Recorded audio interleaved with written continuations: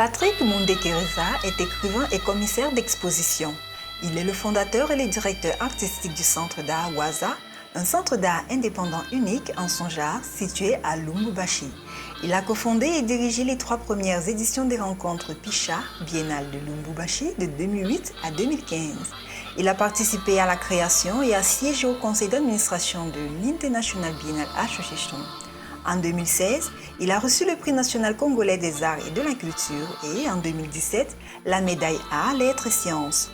Nous le rencontrons à Bamako, au Mali, où il est l'un des commissaires invités pour la 14e édition de la Biennale africaine de la photographie, les rencontres de Bamako.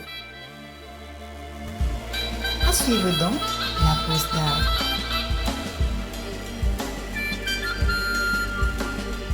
Alors la question que je vais te poser direct, c'est comment tu arrives déjà à l'art? Je pense que depuis tout petit, j'aimais bien écrire. Et pas forcément écrire sous la contrainte de l'école ou des opportunités, mais j'aimais bien m'exprimer. Pour moi, l'écriture est un médium d'expression artistique en tant que tel, comme d'autres personnes peuvent faire de la peinture ou de la musique. Mon travail de poésie m'a d'abord amené vers des collectifs d'artistes. En fait, il y avait à Lubumbashi, à la fin des années 90, un collectif qui s'appelait le Vikanos Club. Le principal médium qu'ils utilisaient, c'était la bande dessinée. Donc, c'était des dessinateurs qui avaient besoin de scénaristes.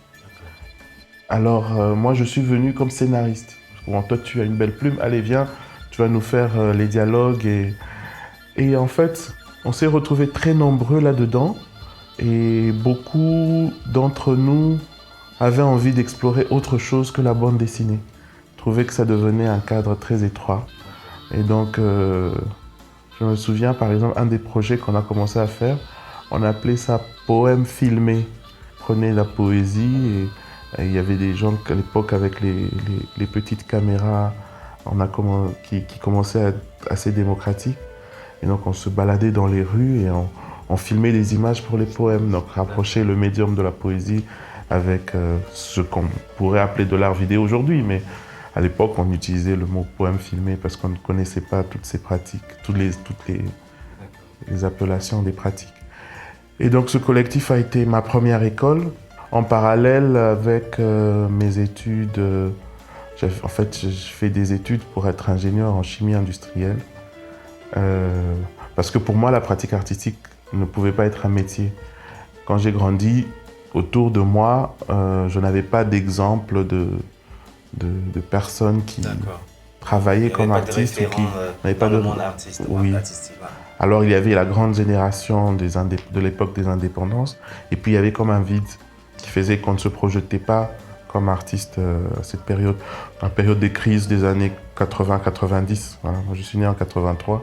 Alors, ce qui a changé d'un point de vue professionnel, c'est que la coopération a redémarré parce que à la fin du règne de Mobutu, toute la coopération s'est arrêtée. Les Américains sont partis, les Français sont partis. Ils ont gardé une petite ambassade, voilà, mais rien de culturel. Donc vraiment, on a vécu dans un grand isolement. Et donc 2003-2004, la coopération redémarre. D'abord avec la coopération française. Bien sûr, les Français savent faire ça très bien, identifier les dynamiques des jeunes, des collectifs et tout ça. On est embarqué comme quasiment gestionnaire de ce qui était le centre culturel français de notre enfance, qui était devenu un squat. Si tu me permets, Patrick, parce qu'il y a quelque chose de très intéressant qui se passe quand même dans ce parcours, c'est ce moment de vide-là, quand toutes les coopérations occidentales s'en vont. Comment s'organise justement la vie artistique au Congo, Kinshasa? Mais je sais, ça peut avoir l'air de vouloir romantiser une période de crise, mais le fait de ne pas avoir de référent faisait aussi qu'on n'avait pas de gatekeeper. On n'avait pas des personnes... Il y avait une place à prendre, quoi. Voilà, moi, à l'époque, en 2003, j'avais 20 ans. Je pouvais prendre des décisions très claires sur ce que je veux faire, qu'est-ce que j'ai envie de programmer au centre culturel et lancer un festival de hip-hop. Vraiment, que ce désert-là, quelque part, laissait de la place à l'émergence des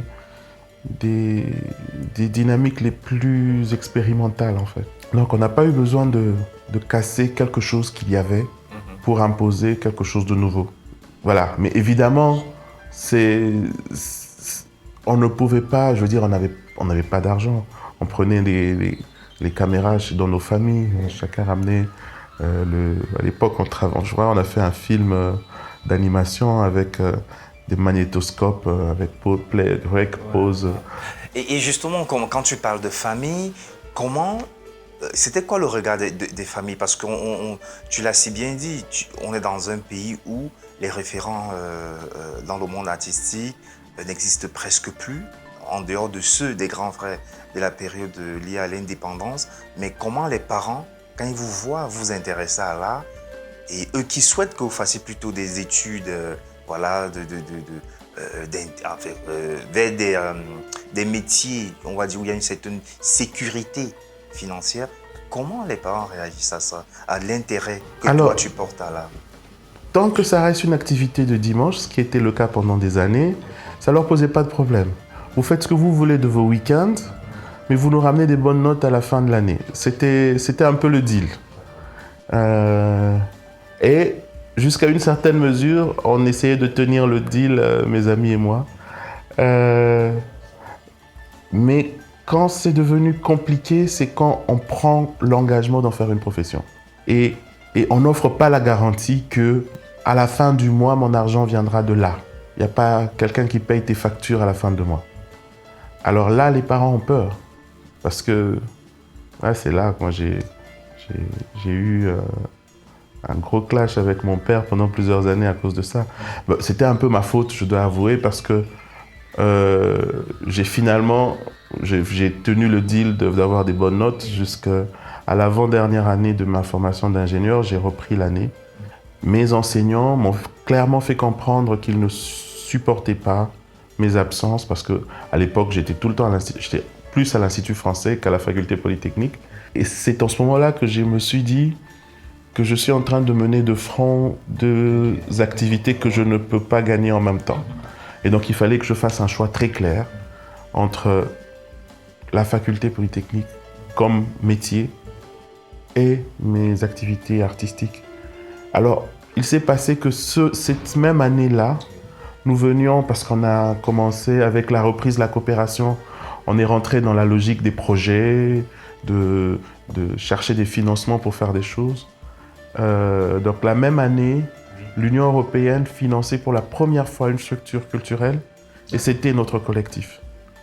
Donc c'est comme l'apothéose, hein. Vous savez, quand on se rendait compte de tout ça, en très peu de temps, en 5-6 ans, on est passé de rien du tout à signer un contrat. Pour l'Union européenne, c'est un petit contrat, hein. C'était 80 000 €, quelque chose comme ça. Mais pour une jeune structure congolaise, c'est énorme.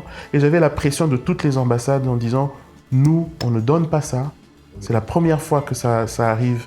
Et si vous le gérez mal, c'est toute votre génération qui va être balayée et vous allez être pris pour des mois sérieux. » Et nous étions porteurs du projet. C'est pas un projet, on a fait bien sûr avec des structures françaises. Et donc j'avais ce choix entre gérer ce projet moi-même, oui, parce que je le maîtrisais, que je savais ce qu'il y avait à faire, ou retourner à la fac, reprendre mon année humblement et perdre cette opportunité-là, pas seulement pour moi, mais un peu pour toute une génération d'artistes, comme on me le faisait comprendre. Je sais pas, c'est une logique, voilà, j'avais vingtaine d'années, je me suis dit, si je n'ai pas d'autre choix que de réussir, alors je crois que je ne vais pas échouer. Et donc j'ai décidé d'arrêter mes études en Polytechnique pour gérer ce projet-là en me disant qu'un projet en ramènera un autre. Et ça fait 20 ans que ça dure. Évidemment, au début, mon père était hors de lui. Il ne pouvait pas supporter d'avoir quelqu'un qui peut s'arrêter quasiment à la porte du diplôme d'ingénieur Nous sommes dans une région minière à Lubumbashi, donc être ingénieur, c'est vraiment le statut le plus élevé pour être sûr qu'on a une vie. Mais je ne regrette pas. Je pense que je me serais ennuyé dans les labos de chimie. Je m'ennuyais déjà dedans. Mais j'ai moins d'argent que mes collègues ingénieurs, mais je crois que je suis beaucoup plus heureux qu'eux. C'est clair. mais ce qui, moi, m'intéresse dans cette histoire, c'est de faire ça pratiquement sans référence. C'est-à-dire, tu te dis, OK, je m'investis dans cette histoire liée à l'art, mais comme qui?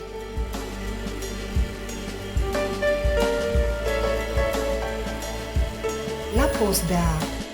Il y avait des grands artistes dans la ville, ce que j'appelle les papas. Moufuankolo dans le théâtre,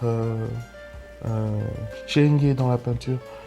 Mais c'était pas vraiment des références pour moi parce que leur pratique et la mienne n'avaient rien à voir. Non, c'est de se dire que on va tracer la route et ne pas avoir peur de ça. Je pense qu'aujourd'hui, je sais pas si je le referai, hein. Mais voilà, il y a des moments où tu sens que si en face de toi, tes interlocuteurs comprennent combien tu prends la chose au sérieux, ils peuvent pas te mépriser. C'est d'être sûr que tu y crois tellement que les projets vont marcher. Ouais. Et je me suis investi sur chacun des projets que j'ai gérés. J'ai joué ma vie et je me suis investi à 300%. Donc voilà, tu prends dans la tête de ce collectif, tu gères le premier projet qui arrive. Et après, comment les choses vont évoluer finalement? Alors après ça, évidemment, c'est la vie des collectifs. Le collectif a un peu tangué.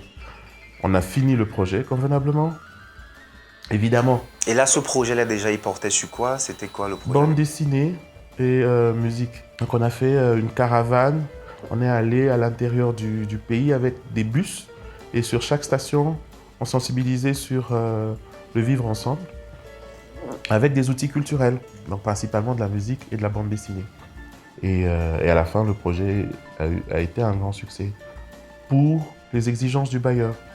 Mais ceux qui connaissent un peu l'Union européenne peuvent savoir qu'un collectif, un immense collectif de jeunes africains qui a sa dynamique de redistribution, confronté aux exigences de l'Union européenne où on doit avoir des contrats pour chaque prestation, faire des choix très clairs, je me suis retrouvé en minorité dans mon propre collectif. Et bon, et quelque part, le collectif n'a pas survécu à ça. C'est pas, quelque part pas très grave dans le sens où les plus engagés parmi nous, ce sont des gens comme Guldel Magambo qui a eu un prix ici à Bamako, Sami Balogi qui a aussi eu un prix ici pour ce qui est de la photo, des dessinateurs comme Techim qui a une carrière aussi intéressante, des réalisateurs de films comme Douglas Masamuna. Chacun d'entre nous qui avions vraiment l'ambition d'investir un espace, on est allé au bout. Et on se revoit souvent, on en rigole. C'est la plus belle partie de notre vie. Mais d'un point de vue administratif, les bailleurs de fonds ne comprennent pas ce que c'est qu'un collectif d'artistes. Et donc ça, c'est passé. Et donc j'ai eu un moment pour travailler à l'Institut français, un peu comme une sorte de récupération d'un chômeur que j'étais devenu. Et alors après, là, on a commencé à développer des projets plus ambitieux. L'un d'entre eux a été la Biennale de Lubumbashi, pour laquelle j'ai travaillé entre 2008 à sa création et 2015. Et l'autre, c'est donc le centre Waza qu'on a ouvert en 2010. Ouais, le centre d'art de Waza, oui. Ouais, qui fait justement l'objet de ce podcast, oui. Oui. Dis-nous. Voilà, c'est une maison. J'ai habité là-dedans pendant quelques années. Et la maison paraissait trop grande pour n'être qu'une maison. Et comme on avait aussi beaucoup d'amis qui venaient, on s'est dit, OK, organisons-le comme un centre d'art. D'abord seulement à l'extérieur avec un bureau. Et puis c'est le centre qui prend l'espace. À ce moment, il n'y avait que ma chambre qui était espace privé.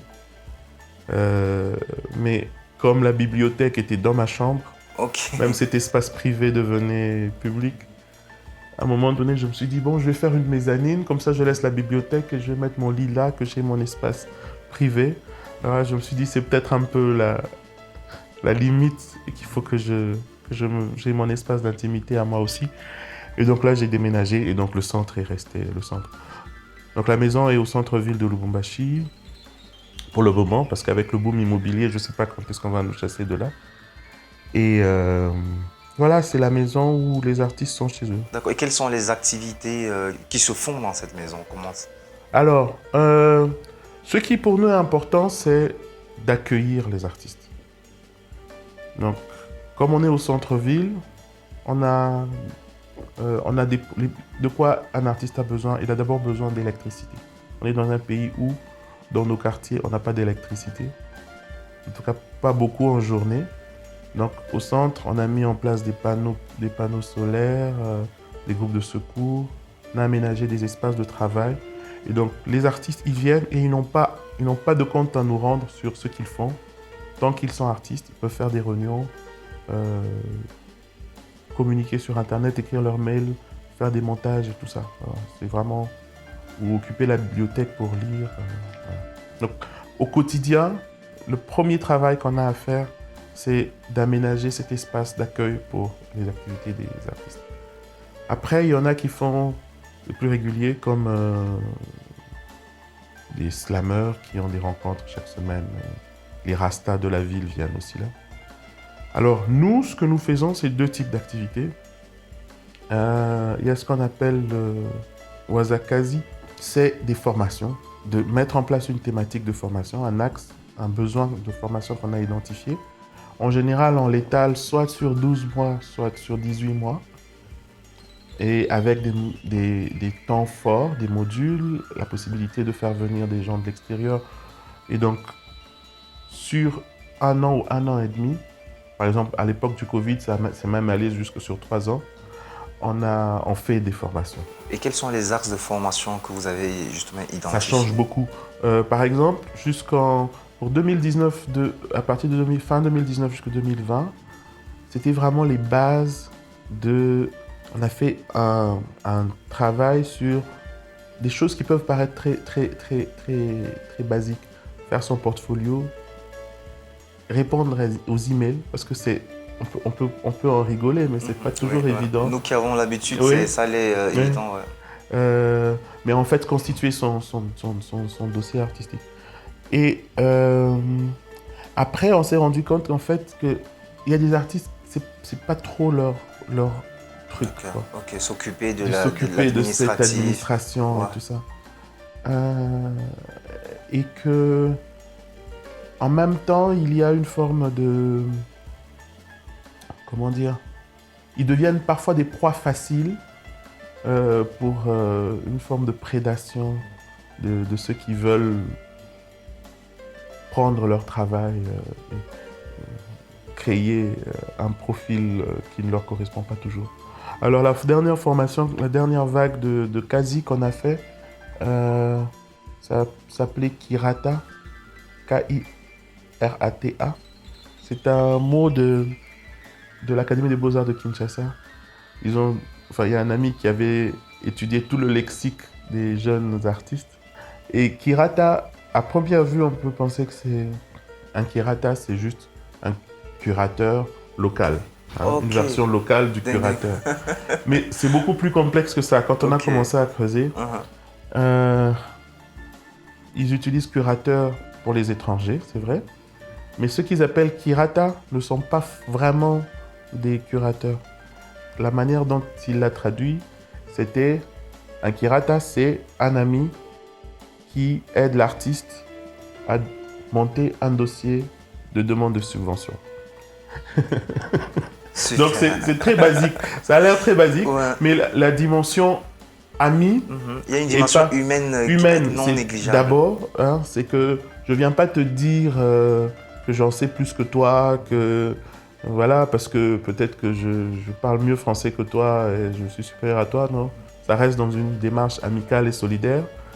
Et la dimension financière est importante. Parce que c'est pas écrire pour écrire, c'est vraiment comment on reste pragmatique pour développer une économie dans ce qu'on est en train de faire. D'accord. Et les demandes de subventions, c'est aussi parfois adressé localement, parfois ailleurs. C'est vraiment développer une sorte de tactique de survie. Et dans cette tactique de survie, arriver à faire sens sur qu'est-ce que c'est que la artistique. Et pas l'inverse. Parce qu'à des moments, on a envie de développer... Il y a un autre mot qu'on utilise à Kinshasa, c'est philosophie.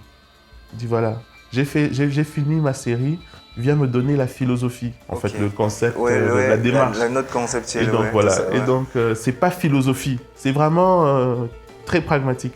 Et je trouvais ça intéressant, surtout après le Covid, qu'on se rende compte qu'on n'a pas...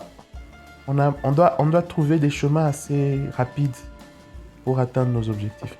Et donc, on a pris ce mot-là, on a fait 18 mois de formation des Kirata. Donc, il y avait des artistes, des écrivains, il y a des gens qui géraient des lieux, il y a des gens qui ont ouvert des boîtes après ça. Et voilà, on a fait des formations. On les a réparties en 4 groupes de travail, autogérés.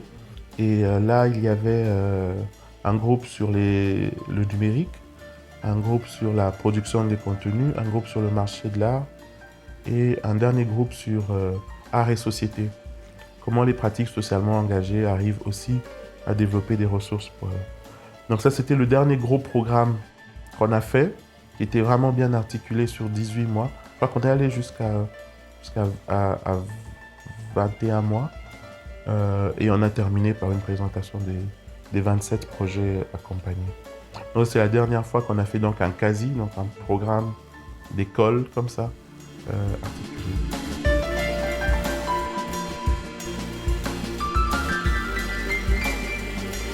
Ok. Donc tu disais qu'il y a 2 volets, il y a la formation et le second volet. Oui, le second volet qu'on appelle Mitaani, c'est les présentations. En fait, la question de base de Mitaani, c'est de réfléchir pour qui on fait une exposition. Parce que les arts visuels ont une tendance à être très vite élitistes pour rien. Ah ouais, ça... Sans faire plaisir à personne, ni à l'artiste, ni aux gens qui viennent. Tout le monde, personne ne veut que ce soit comme ça, mais c'est comme si on ne sait pas faire autrement. Hein? Il faut que ce soit des gens qui savent porter un verre de vin. Des chambres, etc. Ouais. Et donc, Mitaani, littéralement, ça veut dire dans la ville. Et l'idée, c'était de dire comment, avec la même exigence de présentation, avec la même exigence de médiation, d'organisation, on peut ramener l'art dans nos quartiers. Alors, ça vient d'un programme qu'on avait fait en 2016 qui s'appelait Revolution Room Chumba cha Mapinduzi, où on a loué une autre maison. Parce que Waza, on est en ville. Et donc, notre public, c'est des artistes, mais c'est aussi des gens qui... Oui. Alors, on est allé dans un quartier, on a loué une maison pendant 1 mois et on a fait une programmation avec les habitants du quartier. On leur a demandé ce qu'ils aimaient. Mais on a aussi ramené ce que nous aimons. Et on a fait 1 mois de programmation plein, ce qui est extrêmement inspirant pour nous. Et donc, chaque fois qu'on termine un CASI, on fait un Mitaani, donc un programme où on ramène aussi nos contacts internationaux pour montrer le travail qu'ils font dans leur contexte. Ce qui est aussi un peu compliqué dans les festivals, c'est qu'on peut en très peu de temps ramener tellement de gens. Par exemple, ici à Bamako, il y a des gens extraordinaires avec qui je n'aurais pas parlé, même si je suis curateur. Je vais me rendre compte quand ils sont parlés. Ah, c'était Ella Amar. Ah oui, j'ai lu maintenant son travail. J'ai finalement compris, mais elle est partie. Oui, il y a tellement de gens et on n'arrive pas à créer des vrais liens. Déjà, même entre invités. Donc on se dit, c'est parfois mieux de séquencer. D'accord, ok. Et d'avoir des moments... par exemple, là, quand je rentre à Lubumbashi, on a des invités brésiliens. Donc il y a un centre d'art qui s'appelle Pivot, qui va ramener des artistes du Brésil. Un artiste qui s'appelle Anderson de Salvador de Bahia et un artiste qui s'appelle Pedro Wirs qui vit en Suisse.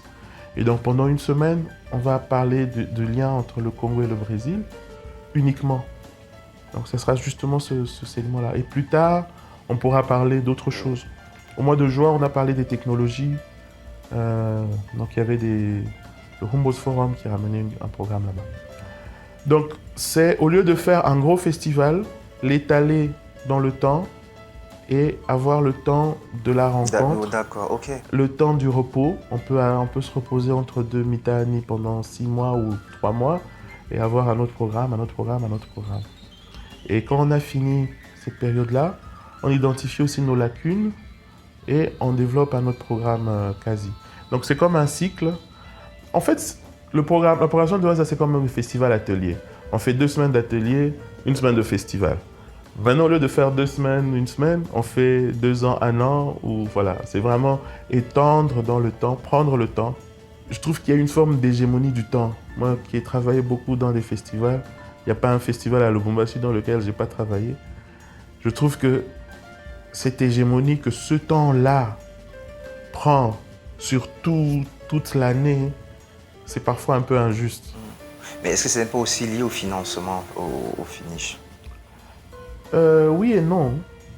Bon, la réalité, c'est qu'il faut quand même avoir un niveau de reconnaissance. Ce qu'on on s'est rendu compte, parce qu'on a travaillé sur des festivals, mais c'est de dire si on met la reconnaissance sur le centre même et pas sur l'événement, ça veut dire que quand on écrit aux Suisses en disant voilà, on a envie de travailler avec vous sur ça, ils vont venir au moment où on est tous d'accord. Et il n'y aura que pendant ce temps dans la ville. C'est vrai que les bailleurs, ils aiment bien avoir leur logo dans les festivals, mais on peut leur apprendre autrement, à faire autrement aussi. Et pour le moment, on est quasiment arrivé à faire, je sais pas, je pourrais dire 70% de nos envies de programmation, de collaboration. Mais dis-moi, comment justement,